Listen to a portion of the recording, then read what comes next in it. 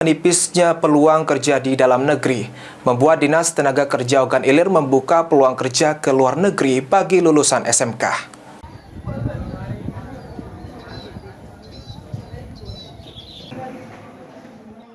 Alumni lulusan SMK se-Ogan Ilir masih minimal bekerja di luar negeri. Kepala Dinas Tenaga Kerja dan Transmigrasi Ogan Ilir, Erwin, mengatakan bahwa pihaknya melakukan upaya kerjasama dan sosialisasi untuk peluang kerja ke luar negeri bagi lulusan SMK yang ada di Ogan Ilir.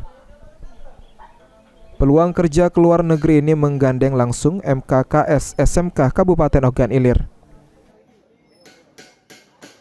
SMK ini merupakan mitra kerja, mitra yang harus kami teruskan untuk dalam langkah mengarahkan anak-anak kita yang keluar dari SMK, utamanya dalam mencari kerja. Ketua MKKS Kabupaten Ogan Ilir, Hafiz, menjelaskan bahwa di tahun 2025 ini MKKS yang terdiri dari SMK Negeri dan SMK Swasta se-Ogan Ilir sudah membuka peluang bagi alumni SMK se-Ogan Ilir untuk dapat terserap bekerja di luar negeri. Peluang ini diharapkan dapat menyerap alumni SMK di Ogan Ilir untuk bekerja sesuai dengan kompetensinya masing-masing.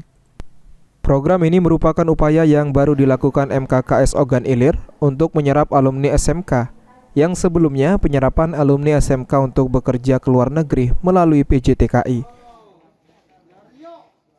Untuk bekerja sama dengan BP3MI Provinsi Sumatera Selatan. Mudah-mudahan alumni SMK bisa terserap di dunia kerja dan dunia industri, bahkan bisa bekerja di luar negeri sesuai dengan kompetensi yang dimiliki oleh anak-anak kita. Tapi sudah ada yang bekerja di luar negeri, tapi belum melalui BP3MI, artinya melalui PJTKI yang ada.